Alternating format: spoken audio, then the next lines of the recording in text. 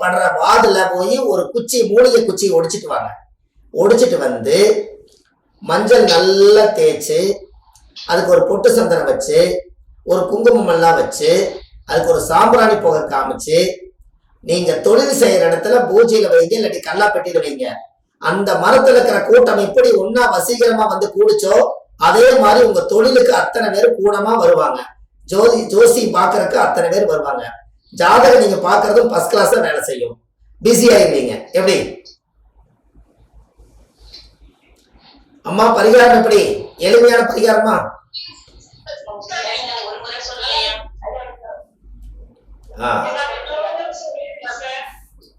இன்னொரு முறை சொல்லணுமாமா? இன்னொரு முறை சொல்றதா? ஓகே ஓகே, இன்னொரு முறை சொல்றேன். அதாவது ஆலமரம், அரச மரம், அத்தி மரம், இந்த 3 மரத்துல ஏதாவது பறவைகள் கண்டிப்பா இருப்பாங்க. அந்த பறவைகள் எல்லாம் கண்டிப்பா இருக்கிறதுனால அந்த பறவைகள் எல்லாம் ஒன்னா சேர்ந்து அதுகளுடைய தாய் பிள்ளைகள்லாம் வந்து சேர்ந்துருவாங்க. அதுல ஒரு குஞ்சு வரலைனாலும் அது தீனி இறை எடுத்துட்டு சோகமத்தா உட்காந்துருக்கு. அதனால எல்லாரும் வருவாங்க. அப்ப அந்த மரத்துக்கு ஒரு சக்தி இருக்கா? அந்த மரத்துக்கு மட்டும் ஒரு பவர், ஈர்ப்பு சக்தி இருக்குது. அங்கதான் எல்லா ஆத்மாக்களையும் வர வைக்குது அந்த சக்தி, அந்த மரம். அது ஒரு புண்ணியம் பண்ண மரமா போச்சு. பெரிய சித்தர்கள், முனிவர்கள், ரிஷிமார்கள், யோகிகள் எல்லாம் இந்த பறவைகள் எல்லாம் யாருன்னு கேட்டீங்கன்னா நம்மளை போல மனிதர்கள் தான்.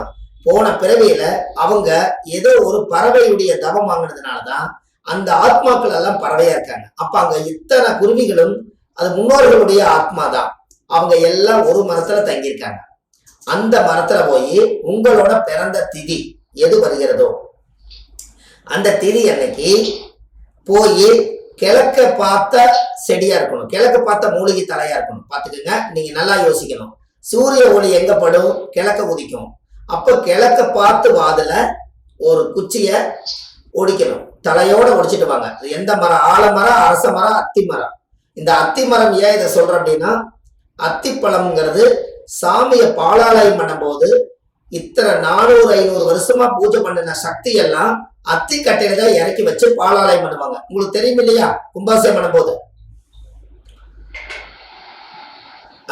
அப்போ அந்த அத்தி மரத்துல இருந்து அரச மரம், ஆலமரம். அதனாலதான் ஆள் போல் தலைச்சு அருகபோல் வேறுன்றின்னு சொன்னாங்க. அதனால அரசன் என்பது அரசனா வாழ்வாராம். இந்த 3 மரமே ரொம்ப ரொம்ப ராஜ தந்திரமான மரம், ராஜ மூலிகை. இதுல ஏதாவது ஒரு குச்சியை ஒடிச்சிட்டு வந்து அதை நீங்க தண்ணியில கழுவி அதுக்கு மஞ்சள் தேசு, அதுக்கு பொட்டு சந்தனம், குங்குமம் எல்லாம் வச்சு சாம்பிராணி புகை காமிச்சு சூரியன்கிட்ட காமிச்சு அதை கொண்டு போய் நிறைய என்னுடைய ஜாதகம் பார்க்குற இடத்துல, நான் தொழில் செய்யக்கூடிய இடத்துல, இன்னமும் ஜாதகம் பார்க்காதவங்க ஒரு ஹோட்டல் தொழில் செய்யலாம், யாராவது ஸ்கூல் வச்சு நடத்தலாம், இல்ல ஒரு கேண்டீன் வச்சிருக்கலாம், மெஸ்ஸு இந்த மாதிரி வச்சிருக்கலாம், ஒரு சாதாரண குடிசை தொழில்காரன் கூட இருக்கலாம்.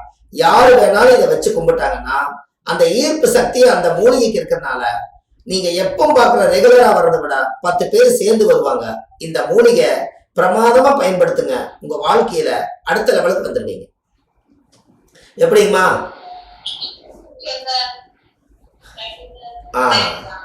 சின்ன விஷயம்தான். நீங்க ஒரு 5 ரூபாய் செலவிட போறீங்க. 10 காசு சந்தனம், 10 காசு குங்குமம். இல்ல பூஜை நீங்க அதான் இந்த சாம்பிராணி புகையெல்லாம் காமிக்கிறீங்க டெய்லி. அதுக்கு 10 நீங்க தொழில் செய்யற இடத்துல சாமி படம் ஏதாவது வச்சிருப்பீங்க. அந்த சாமி படத்துக்கு காமிக்கும் போது அந்த மூலிகை குச்சிக்கு கொஞ்சம் காமிங்களே. நீங்க எதை மதிக்கிறீங்களோ அது தெய்வமா மாறிடும்.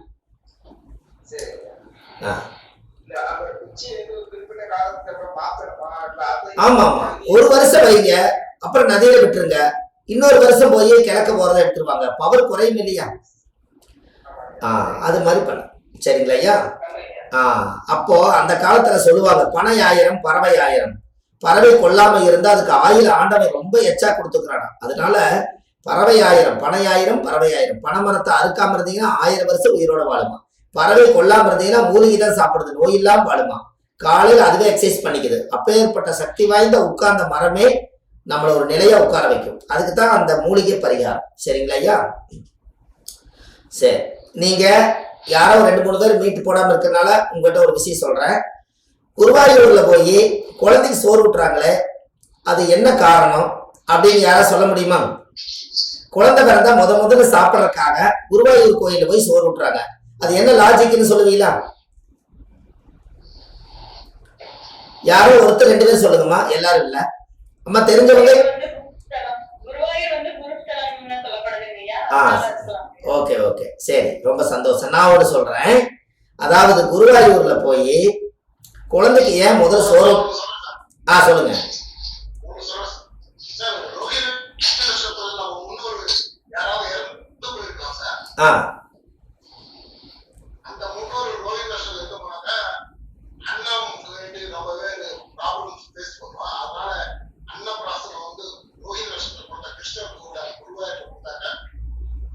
சரிங்க,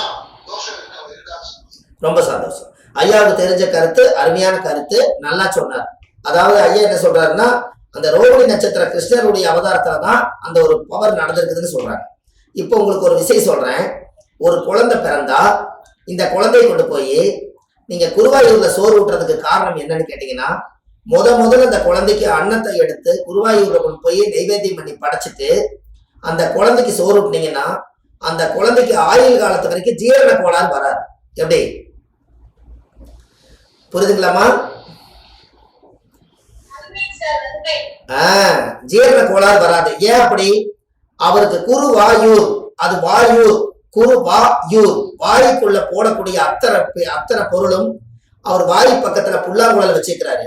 அவர் ஊதுல எங்கேயும் தடை இல்லாம நீங்க ஊற்ற சாப்பாடு குடல் வழியா வர்றதுல எங்கேயும் அடப்பாகாம நேரா ஜீரணமாயி நம்மளுக்கு மோசன் வழியா வந்துடும். அந்த குழந்தைக்கு எங்கேயும் போய் அடப்பாகாது. அதனாலதான் அது குரு வாயூர்னு வச்சிருக்கிறாங்க. வாயில ஊட்டக்கூடிய அத்தனை பொருள்களும் ஜீரணமாயி மோசன் வழியில வந்துருமா. அதுக்கு முதல்ல அன்னத்தருத்தனம் வராம அந்த குழந்தைக்கு ஆயுள் முழுவதும் ஜீரண கோளாறு இல்லாம நல்லபடியா நடக்கணுங்கிறதுக்காக ஒரு விண் காந்த சக்தி அங்க இருக்கிறதுனாலையும் புல்லாங்குழல் வச்சு அவர் ஊதி தடையை நீக்கிறதுனாலையும் ஜீரண கோளாறு குழந்தைகளுக்கு வராதுங்கிறதுக்காகத்தான் குருவாயூர்ல போய் முதல்ல குழந்தைக்கு சோறு ஊட்டுறாங்க. எப்படி அம்மா? எப்படி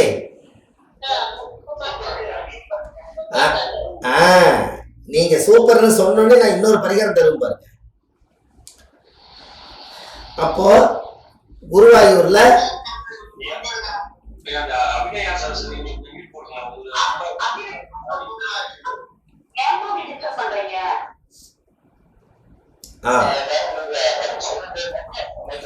சரி சரி சரி ஓகே ஐயா, வந்துடலாம்.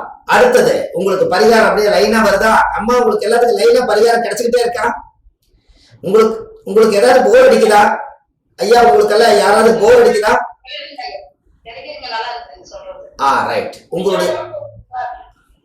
உங்களுடைய மனம் சந்தோஷமா இருக்கணுங்கிறதுக்காக இன்னைக்கு அம்மா இந்த ஒரு பெரிய ஒரு விஷயத்த இன்னைக்கு உத்தரவு கொடுத்துருக்காங்க. அதனால உங்களுக்கு ஒரு பெரிய ஒரு வரப்பிரசாதம். இதுல இன்னொரு விஷயம் என்னன்னு கேட்டீங்கன்னா, யாருக்கெல்லாம் ஊர் சாபம் வரும், ஊர்ல இருக்கிறவங்க எல்லாம் சாபம் நிறைய கொடுத்தாங்கன்னா அந்த சாபத்தை நீக்கிறதுக்கு உங்களுக்கு பரிகாரம் வேணுமா?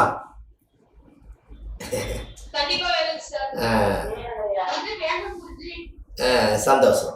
உங்களுக்கு கொடுக்குற பாருங்க. யாருடைய ஜாதகத்தில எல்லாம் சனி செவ்வாய் சேர்க்கை இருக்குதோ அவங்களுக்கு போன பிறவியிலையும் இந்த பிறவியிலையும் ஊர் சாபம் அந்த குடும்பத்துல வரும்.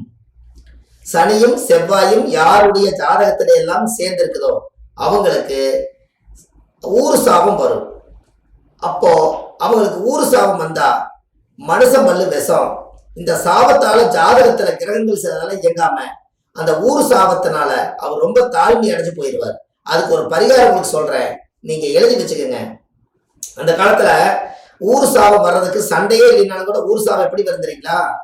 ஊருக்கே ஒரு கிணறு தான் இருக்கும். எல்லாரும் அதுல போய்தான் சேர்ந்து தண்ணி எடுத்துட்டு வருவாங்க. கோபதாபத்துல அந்த கிணறு ஒருத்தர் மூடிடுவாரு, ஊரே சாபம் விடும். சண்டால இத்தனை பேர் தவிச்ச வயது தண்ணி குடிச்சோம், இன்னைக்கு இப்படி கொண்டு போய் இன்னைக்கு கிணத்த மூடி போட்டாரு, இனி இவரெல்லாம் நல்லா இருப்பாரா இப்படின்னு அவங்க சாபம் கொடுத்தா அந்த குடும்பத்துல பிறந்த ரத்த உறவுகளுக்கும் கூட சாபம் வருமா. அப்போ இந்த பொதுவான மனிதர்கள், ஆதரவற்றவங்க, அனாதியா இருக்கிறவங்கள அடிச்சு போடுறதும், மனநல பாதிக்கப்படுறவங்கள அடிக்கிறதும், இதெல்லாம் ஊரே சேர்ந்து அப்பாவே அடிச்சு போட்டேன்னு ஊரே சாபம் கொடுக்குமா. இந்த மாதிரி ஒரு ஊர் சாபத்துக்கு உங்களுக்கு ஒரு அருமையான பரிகாரம் வேணுமா?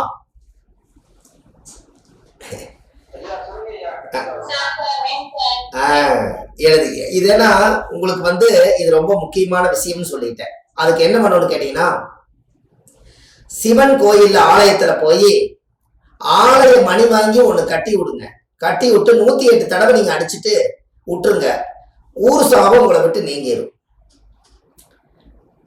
ஒரு சிவன் கோயில்ல அப்ப என்ன ஆகும்? சிவன் கோயில்ல போய் ஆலய மணி, ஒரு பெரிய மணி, ஒரு 5 கிலோ 10 கிலோவில் வாங்கி சிவனுக்கு பூஜை நடக்கும் போது அந்த மணி எடுத்து அலங்காரம் பண்ணும் போது அடிப்பாங்க. அடிச்சா கோயிலுக்கும் கேட்கும், ஊருக்கும் கேட்கும். அப்ப உங்களால ஊருக்கே சாபம் விட்டது. நீங்க ஆன்மீகமா ஒரு பூஜை நடக்குதுன்னு சொல்லி அவங்க எல்லாரும் அமைதியாகி கடவுளுக்கு பூஜை நடக்குதுன்னு எல்லாரும் கோயில சாமி கும்பிடுவாங்க. அப்ப நீங்க ஒரு ஆலய மணி வாங்கி கட்டினீங்கன்னா உங்க குடும்பத்துக்குள்ள ஊர் சாபம் அதோட நீங்கிடும். எப்படி பரிகாரம் சொல்லுங்க?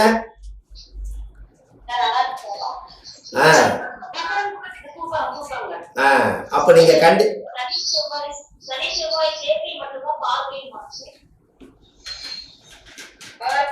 அம்மா பார்வைக்கு அதான் நம்ம வரும்.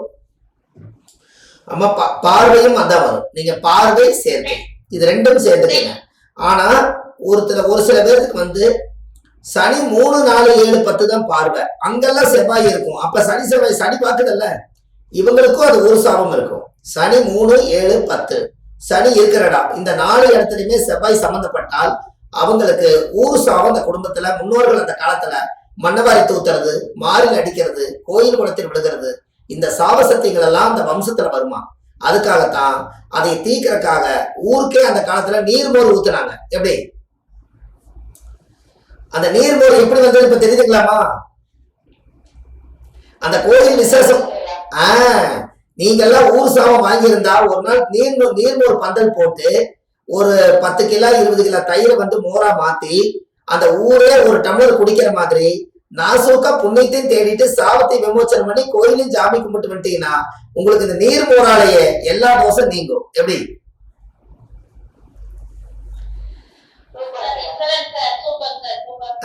நீர்மோர் எப்படி வந்ததுன்னு தெரியுதுங்களா? இப்ப ஊருக்கே தண்ணி கொடுத்தாங்க. தண்ணி ஏன் கொடுக்குறீன்னு கேட்டா, நீ ஏதோ சதி பண்ணிக்கிறீன்னு சொல்லி தண்ணி குடிக்க மாட்டாங்களா. அதுக்காக என்ன பண்ணிட்டாங்க, கோயில் நோம்பி சாப்பிட்டோன்னே முதல்ல பந்தக்கால் போட்டு நீர்மோர்